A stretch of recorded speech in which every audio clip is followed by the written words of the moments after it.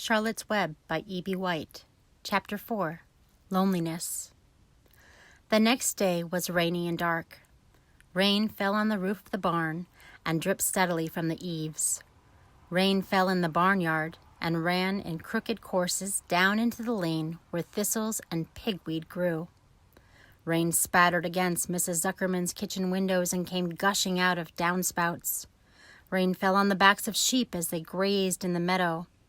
When the sheep tired of standing in the rain, they walked slowly up the lane and into the fold. Rain upset Wilbur's plans. Wilbur had planned to go out this day and dig a new hole in his yard. He had other plans, too. His plans for the day went something like this. Breakfast at 6:30. Skim milk, crusts, middlings, bits of donuts, wheat cakes with drops of maple syrup sticking to them, potato skins, leftover custard pudding with raisins, and bits of shredded wheat. Breakfast would be finished at 7. From 7 to 8, Wilbur planned to have a talk with Templeton, the rat that lived under his trough. Talking with Templeton was not the most interesting occupation in the world, but it was better than nothing. From 8 to 9, Wilbur planned to take a nap outdoors in the sun. From 9 to 11, he planned to dig a hole, or trench, and possibly find something good to eat buried in the dirt. From 11 to 12, he planned to stand still and watch flies on the boards, watch bees in the clover, and watch swallows in the air. 12 o'clock, lunchtime. Middlings, warm water, apple parings, meat gravy, carrot scrappings, meat scraps, stale hominy, and the wrapper of a package of cheese. Lunch would be over at 1. From 1 to 2, Wilbur planned to sleep. From 2 to 3, he planned to scratch itchy places by rubbing against the fence. From 3 to 4, he planned to stand perfectly still and think of what it was like to be alive and to wait for Fern. At 4 would come supper. Skim milk, provender, leftover sandwich from Lurvy's lunchbox, prune skins, a morsel of this, a bit of that, fried potatoes, marmalade drippings, a little more of this, a little more of that, a piece of baked apple, a scrap of upside-down cake. Wilbur had gone to sleep thinking about these plans. He awoke at 6 and saw the rain, and it seemed as though he couldn't bear it. I get everything all beautifully planned out, and it has to go in rain, he said. For a while he stood gloomily indoors. Then he walked to the door and looked out. Drops of rain struck his face. The yard was cold and wet. His trough had an inch of rainwater in it. Templeton was nowhere to be seen. "Are you out there, Templeton?" called Wilbur. There was no answer. Suddenly Wilbur felt lonely and friendless. "One day just like another," he groaned. "I'm very young. I have no real friends here in the barn. It's going to rain all morning and all afternoon, and Fern won't come in such bad weather. Oh, honestly." And Wilbur was crying again for the second time in 2 days. At 6:30, Wilbur heard the banging of a pail. Lurvy was standing outside in the rain, stirring up breakfast. "Come on, pig," said Lurvy. Wilbur did not budge. Lurvy dumped the slops, scraped the pail, and walked away. He noticed that something was wrong with the pig. Wilbur didn't want food. He wanted love. He wanted a friend, someone who would play with him. He mentioned this to the goose, who was sitting quietly in the corner of the sheepfold. "Will you come over and play with me?" he asked. "Sorry, Sonny, sorry," said the goose. "I'm sitting on my eggs, 8 of 'em. Gotta keep 'em toasty warm. I have to stay right here. I'm no flibberty-ibbity-gibbet. I do not play where there are eggs to hatch. I'm expecting goslings." "Well, I didn't think you were expecting woodpeckers," said Wilbur bitterly. Wilbur next tried one of the lambs. "Will you please play with me?" he asked. "Certainly not," said the lamb. "In the first place, I cannot get into your pen, as I am not old enough to go jump over the fence. In the second place, I am not interested in pigs. Pigs mean less than nothing to me." "What do you mean, less than nothing?" replied Wilbur. "I don't think there is any such thing as less than nothing. Nothing is absolutely the limit of nothingness. It's the lowest you can go. It's the end of the line. How can something be less than nothing? If there were something that was less than nothing, then nothing would not be nothing. It would be something, even though it's just a very little bit of something. But if nothing is nothing, then nothing has nothing that is less than it is. "Oh, be quiet," said the lamb. "Go play by yourself. I don't play with pigs." Sadly, Wilbur lay down and listened to the rain. Soon he saw the rat climbing down a slanting board that he used as a stairway. "Will you play with me, Templeton?" asked Wilbur. "Play?" said Templeton, twirling his whiskers. "Play? I hardly know the meaning of the word." "Well," said Wilbur, "it means to have fun, to frolic, to run and skip and make merry."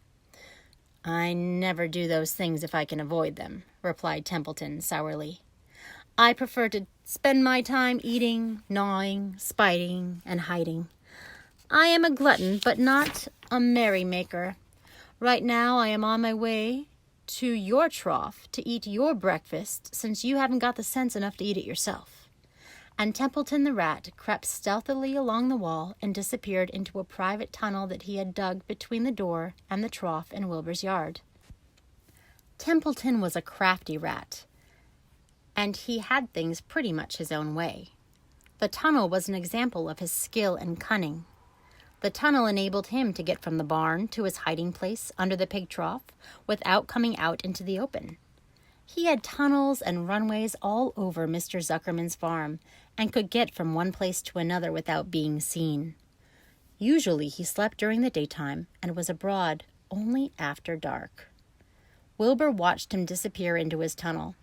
In a moment he saw the rat's sharp nose poke out from underneath the wooden trough. Cautiously, Templeton pulled himself up over the edge of the trough. This was almost more than Wilbur could stand. On this dreary, raining day, to see his breakfast being eaten by somebody else. He knew Templeton was getting soaked out there in the pouring rain, but even that didn't comfort him. Friendless, dejected, and hungry, he threw himself down in the manure and sobbed. Late that afternoon, Lurvy went to Mr. Zuckerman. "I think there's something wrong with that pig of yours. He hasn't touched his food." "Give him 2 spoonfuls of sulfur and a little molasses," said Mr. Zuckerman. Wilbur couldn't believe what was happening to him when Lurvy caught him and forced the medicine down his throat. This was certainly the worst day of his life. He didn't know whether he could endure the awful loneliness any more. Darkness settled over everything. Soon there were only shadows and the noises of the sheep chewing their cuds, and occasionally the rattle of a cow chain up overhead. You can imagine Wilbur's surprise when, out of the darkness, came a small voice he had never heard before. It sounded rather thin, but pleasant. "Do you want a friend, Wilbur?" it said. "I'll be a friend to you. I've watched you all day, and I like you." "But I can't see you," said Wilbur, jumping to his feet. "Where are you? And who are you?" "I'm right up here," said the voice. "Go to sleep. You'll see me in the morning." Chapter 5. Charlotte. The night seemed long. Wilbur's stomach was empty and his mind was full. And when your stomach is empty and your mind is full, it's always hard to sleep. A dozen times during the night, Wilbur woke and stared into the blackness, listening to the sounds and trying to figure out what time it was. A barn is never perfectly quiet. Even at midnight, there is usually something stirring. The first time he woke, he heard Templeton gnawing a hole in the grain bin. Templeton's teeth scraped loudly against the wood and made quite a racket. "That crazy rat," thought Wilbur. "Why does he have to stay up all night grinding his clashers and destroying people's property? Why can't he go to sleep like any decent animal?" The second time Wilbur woke, he heard the goose turning on her nest and chuckling to herself. "What time is it?" Wilbur whispered to the goose. Probably about 11:30, said the goose. "Why aren't you asleep, Wilbur?" "Too many things on my mind," said Wilbur. "Well," said the goose, "that's not my trouble. I have nothing at all on my mind, but I have too many things under my behind. Have you ever tried to sleep while sitting on 8 eggs? "No," replied Wilbur. I suppose it is uncomfortable. How long does it take a goose egg to hatch? Approximately 30 days, all told, answered the goose. But I cheat a little. On warm afternoons, I just pull a little straw over the eggs and I go out for a walk. Wilbur yawned and went back to sleep. In his dreams, he heard again the voice saying, "I'll be a friend to you. Go to sleep. You'll see me in the morning." About half an hour before dawn, Wilbur woke and listened. The barn was still dark. The sheep lay motionless. Even the goose was quiet. Overhead on the main floor, nothing stirred. The cows were resting. The horses dozed. Templeton had quit work and gone off somewhere on an errand. The only sound was a slight scraping noise from the rooftop, where the weather vane swung back and forth. Wilbur loved the barn when it was like this, calm and quiet, waiting for light. Day is almost here, he thought. Through a small window, a faint gleam appeared. One by one, the stars went out. Wilbur could see the goose a few feet away. She sat with head tucked under a wing. Then he could see the sheep and the lambs. The sky lightened. "Oh, beautiful day, it is here at last. Today I shall find my friend." Wilbur looked everywhere. He searched his pen thoroughly. He examined the window ledge, stared up at the ceiling, but he saw nothing new. Finally, he decided he would have to speak up. He hated to break the lovely stillness of dawn by using his voice, but he couldn't think of any other way to locate the mysterious new friend who was nowhere to be seen. So Wilbur cleared his throat. "Attention, please," he said in a loud, firm voice. "Will the party who addressed me at bedtime last night kindly make himself or herself known by giving an appropriate sign or signal?" Wilbur paused and listened.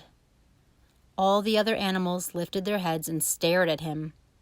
Wilbur blushed, but he was determined to get in touch with his unknown friend. "Attention, please," he said. "I will repeat the message. Will the party who addressed me at bedtime last night kindly speak up? Please tell me where you are if you are my friend." The sheep looked at each other in disgust.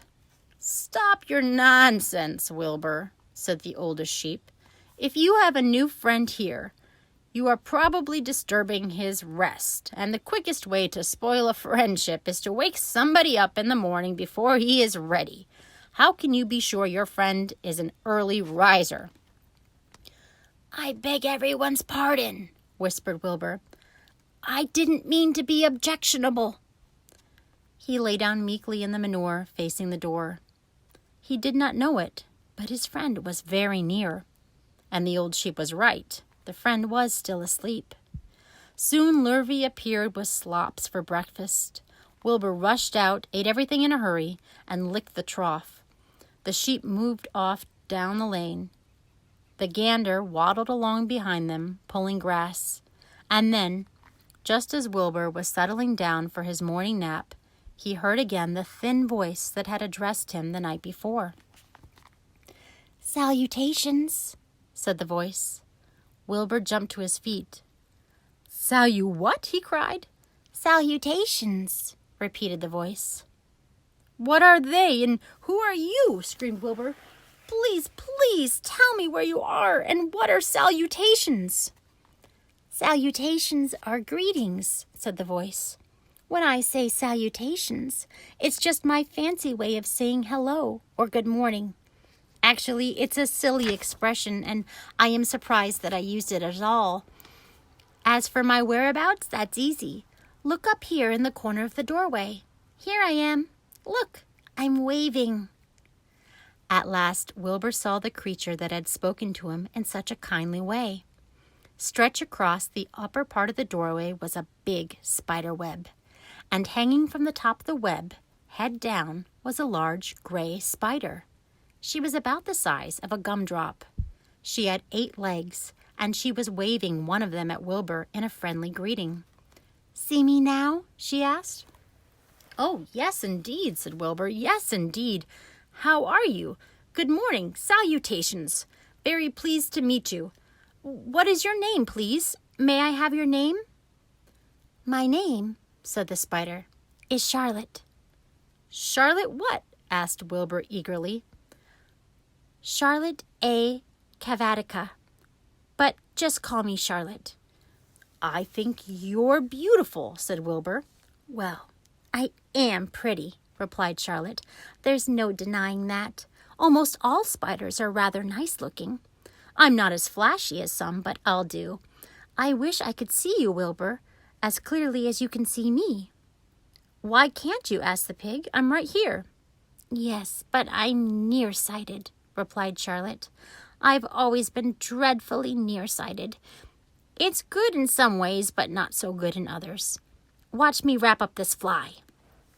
A fly that had been crawling along Wilbur's trough had flown up and blundered into the lower part of Charlotte's web and was tangled in the sticky threads. The fly was beating its wings furiously, trying to break loose and free itself. First, said Charlotte, I dive at him. She plunged head first toward the fly. As she dropped, a tiny silken thread unwound from her rear end. Next, I wrap him up. She grabbed the fly, threw a few jets of silk around it, and rolled it over and over, wrapping it so that it couldn't move. Wilbur watched in horror. He could hardly believe what he was seeing, and although he detested flies, he was sorry for this one. There, said Charlotte. Now I knock him out, so he'll be more comfortable. She bit the fly. He can't feel a thing now, she remarked. He'll make a perfect breakfast for me. You mean you eat flies? Gasped Wilbur. Certainly. Flies, bugs, grasshoppers, choice beetles, moths, butterflies, tasty cockroaches, gnats, midges, daddy longlegs, centipedes, mosquitoes, crickets, anything that is careless enough to get caught in my web. I have to live, don't I? Why, yes, of course, said Wilbur. Do they taste good? Delicious. Of course, I don't really eat them. I drink them, drink their blood. I love blood, said Charlotte, and her pleasant, thin voice grew even thinner and more pleasant. Don't say that, groaned Wilbur. Please don't say things like that. Why not? It's true, and I have to say what is true. I am not entirely happy about my diet of flies and bugs, but it is the way I am made. A spider has to pick up a living somehow or other, and I happen to be a trapper. I'm just naturally build a web and trap flies and other insects. My mother was a trapper before me. Her mother was a trapper before her. All our family have been trappers. Way back for thousands and thousands of years, we spiders have been laying for flies and bugs. It's a miserable inheritance, said Wilbur gloomily. He was sad because his new friend was so bloodthirsty. Yes, it is, agreed Charlotte, but I can't help it. I don't know how the first spider in the early days of the world happened to think up this fancy idea of spinning a web, but she did. And it was clever of her, too. And since then, all of us spiders have had to work the same trick. It's not a bad pitch on the whole. It's cruel, replied Wilbur, who did not intend to be argued out of his position. Well, you can't talk, said Charlotte. You have your meals brought to you in a pail. Nobody feeds me. I have to get my own living. I live by my wits. I have to be sharp and clever, lest I go hungry. I have to think things out, catch what I can, take what comes. And it just so happens, my friend, that what comes is flies and insects and bugs. And furthermore, said Charlotte, shaking one of her legs, do you realize that if I didn't catch bugs and eat them, bugs would increase and multiply and get so numerous that they'd destroy the earth, wipe out everything? Really? Said Wilbur. I wouldn't want that to happen. Perhaps your web is a good thing after all. The goose had been listening to this conversation and chuckling to herself. There are a lot of things Wilbur doesn't know about life, she thought.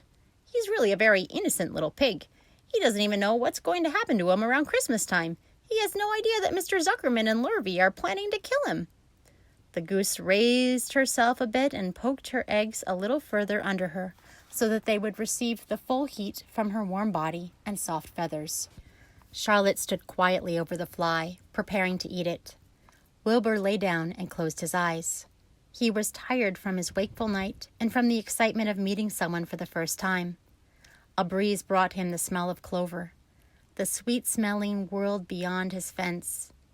Well, he thought, I've got a new friend, all right. But what a gamble friendship is. Charlotte is a fierce, brutal, scheming, bloodthirsty, everything I don't like. How can I learn to like her, even though she is pretty and, of course, clever? Wilbur was merely suffering the doubts and fears that often go with finding a new friend. In good time, he was to discover that he was mistaken about Charlotte. Underneath her rather bold and cruel exterior, she had a kind heart, and she was to prove loyal and true to the very end.